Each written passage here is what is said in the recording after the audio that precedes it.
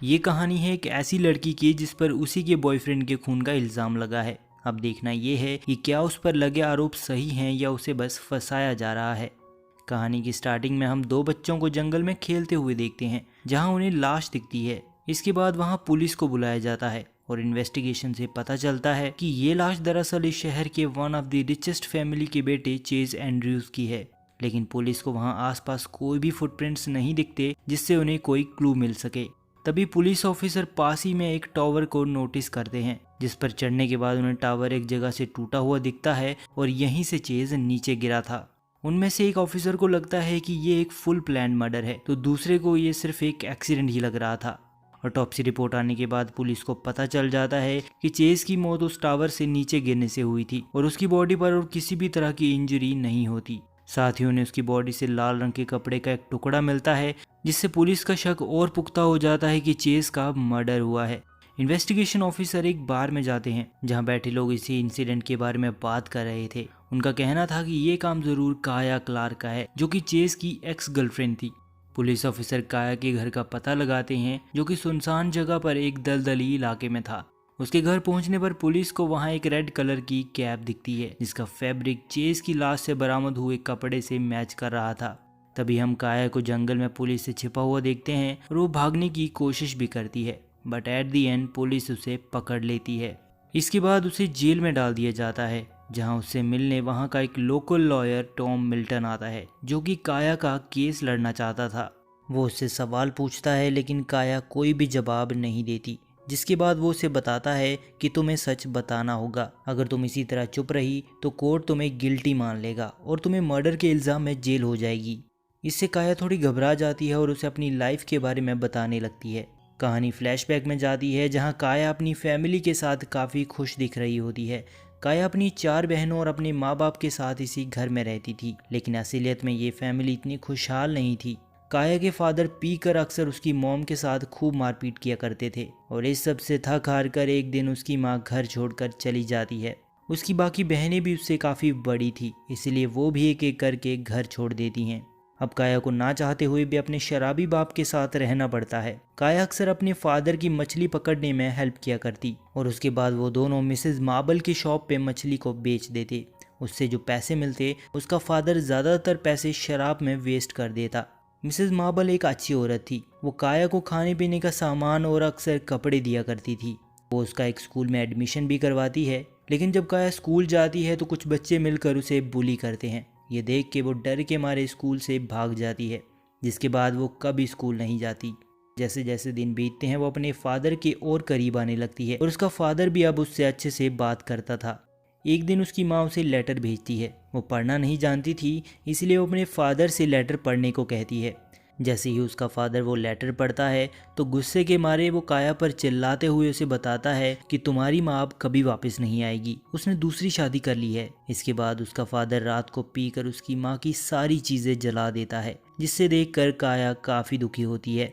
अगले दिन वो उठती है और नोटिस करती है कि उसका शराबी बाप भी उसे छोड़कर जा चुका था, जिसका मतलब कि अब काया एकदम अकेली पड़ चुकी थी। लेकिन काया हिम्मत नहीं हारती और अकेले ही मछली पकड़कर अपना गुजारा करती है। साथ ही मिसेस मार्बल भी उसकी हर मुमकिन तरीके से मदद किया करती थी। कहानी के प्रेजेंट में टॉम उसे सजेस्ट करता है कि तुम कोर्ट में कहना कि मैंने सेल्फ डिफेंस में चेज को धक्का दिया था, जिससे तुम्हें कम से कम सज़ा होगी। काया कहती है कि मैं कोई कातिल नहीं हूँ, मैंने चेज को नहीं मारा, मैं जेल से निकलना चाहती हूँ, मुझे यहाँ नहीं रहना। अब कोर्ट में हियरिंग स्टार्ट होती है, जहां चेज की फैमिली भी आई हुई थी। चेज फैमिली का लॉयर कहता है कि काया ही चेज की कातिल है और उसके पास चेज को मारने का रीज़न भी था।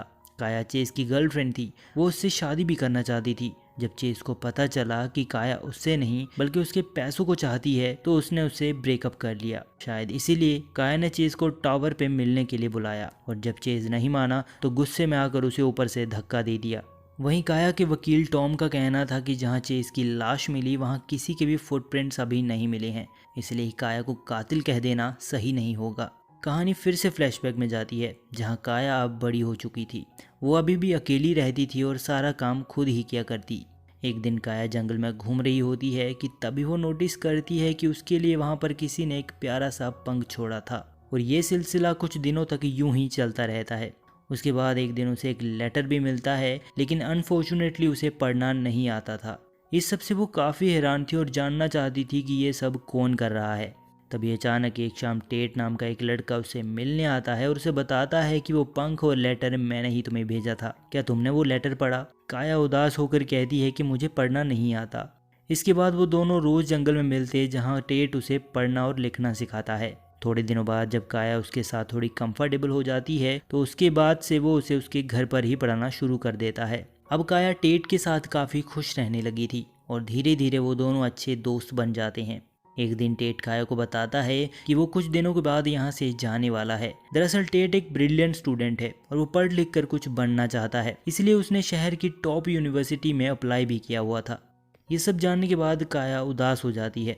टेट उसे अपने साथ चलने के लिए कहता है, लेकिन काया मना कर देती है और कहती है कि वो अपना घर छोड़कर नहीं जा सकती। कुछ महीने साथ में बिताने के बाद दोनों रिलेशनशिप में आ जाते हैं।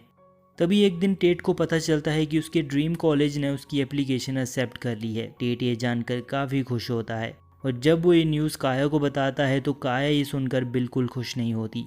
टेट कहता है कि ये मेरे लिए बहुत बड़ी अपॉर्चुनिटी है जिसके लिए मैंने सालों से मेहनत की है और मुझे जाना ही होगा। जाने से एक रात पहले टेट उसे मिलने आता है और ये दोनों एक दूसरे के साथ कुछ क्वालिटी टाइम भी स्पेंड करते हैं।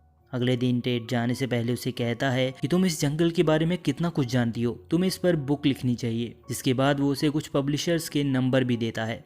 काया उसे पूछती है कि उनके बीच जो भी था क्या वो अब खत्म हो जाएगा। टेट कहता है नहीं, मैं अगले महीने 4 तारीख को तुमसे ज़रूर मिलने आऊँगा। उसे गुड बाय कहकर टेट वहाँ से चला जाता है। अब काया फिर से अकेली पड़ चुकी थी। इस अकेलेपन को दूर करने के लिए वो जंगल के जानवरों और पेड़ पौधों पर बुक लिखना शुरू कर देती है। कुछ दिन बीतते हैं और देखते ही देखते 4 तारीख भी आ जाती है। काया पूरा दिन बीच पर टेट का वेट करती है, लेकिन टेट नहीं आता, जिससे काया पूरी तरह से टूट जाती है और ज़ोर ज़ोर से रोने लगती है। वहीं प्रेजेंट में इन्वेस्टिगेशन ऑफिसर को कोर्ट में बुलाया जाता है, जहां वो बताता है कि चेज की बॉडी के आसपास कोई भी प्रिंट्स नहीं मिले और हमें शक है कि शायद काया ने ही सारे फुटप्रिंट्स को बड़ी चालाकी से मिटा दिया है। टॉम काउंटर करते हुए कहता है कि ये भी तो हो सकता है कि कोई फुटप्रिंट्स हो ही ना, क्योंकि जिस टावर से चेज नीचे गिरा था वो पिछले 1 साल से डैमेज्ड पड़ा हुआ है। उसके ऊपर अगर कोई और भी चढ़ता तो उसके साथ भी शायद वही होता जो चेज के साथ हुआ। तभी कहानी फिर फ्लैशबैक में जाती है, जहां अब टेट को गए कई साल बीत चुके थे। काया मान चुकी थी कि टेट अब कभी नहीं आएगा। एक दिन काया देखती है कि एक आदमी उसके घर के फोटोज क्लिक कर रहा होता है और जब वो ये बात मिसेस मार्बल को बताती है तो वो उससे कहती है कि वो शायद यहाँ के डेवलपर का आदमी था जो उस जगह पर एक बहुत बड़ा होटल बनाना चाहता है।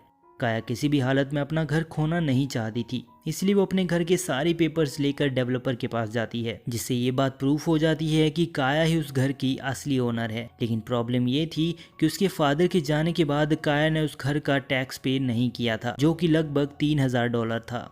काया के पास इतने पैसे नहीं थे और ना ही कोई उसकी मदद करने वाला था, इसलिए वो अपनी बुक को कंप्लीट करने में लग जाती है। 1 हफ्ते की कड़ी मेहनत के बाद अब उसकी बुक कंप्लीट हो चुकी थी और वो उसकी कॉपीज उन सभी पब्लिशर्स को भेज देती है जिनके नंबर स्टेट ने उसे दिए थे। एक दिन जब काया बीच पर बैठी होती है तो वहाँ चेज उसे नोटिस करता है और ये वही चेज है जिसकी मौत का इल्ज़ाम काया पर लगा है। अगले दिन चेज उसे फिर मिलता है और उसे अपने साथ डेट पर चलने के लिए कहता है और काया हाँ कर देती है।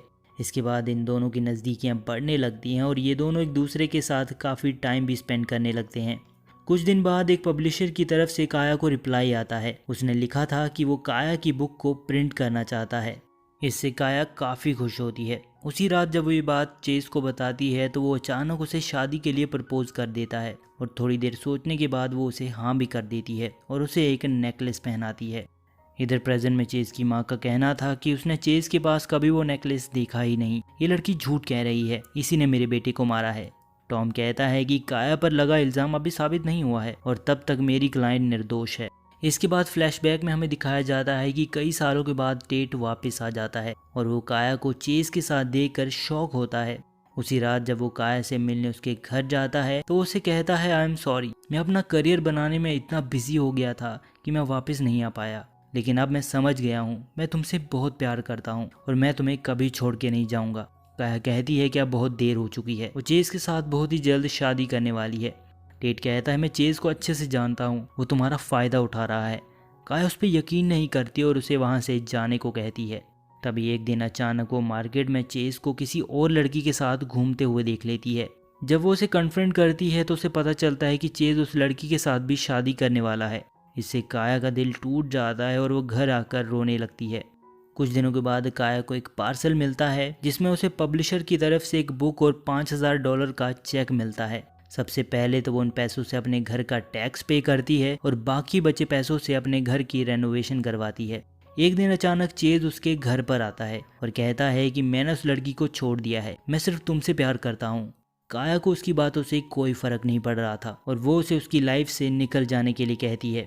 उसके बाद चेज गुस्से में आकर उसके साथ जबरदस्ती करने लगता है। काया एक पत्थर उठाकर उसके सर पे दे मारती है। इससे चेज को काफ़ी चोट आती है और मौका देखकर काया वहाँ से भाग जाती है। इसके बाद वो कुछ दिन चेज के डर से अपने घर नहीं जाती क्योंकि उसे डर था कि वो उसे फिर परेशान करेगा। कुछ दिन बीत जाने के बाद जब सब नॉर्मल हो जाता है तो वो एक दिन अपनी बुक से रिलेटेड एक प्रेस कॉन्फ्रेंस अटेंड करती है। वहीं प्रेजेंट में टॉम कोर्ट में कहता है कि जिस दिन चेज की मौत हुई थी दरअसल उस दिन काया एक जगह पर प्रेस कॉन्फ्रेंस कर रही थी और एक ही इंसान का सेम टाइम पर दो जगह होना इम्पॉसिबल है, जिसका मतलब कि मेरी क्लाइंट बेकसूर है। टॉम की ये दलीलें सुनने के थोड़े टाइम के बाद कोर्ट भी काया को बाइज्जत रिहा कर देती है और इस तरह टॉम काया को जेल जाने से बचा लेता है। इसके बाद काया और टेट की शादी हो जाती है और दोनों एक साथ काया के घर पर ही रहने लगते हैं।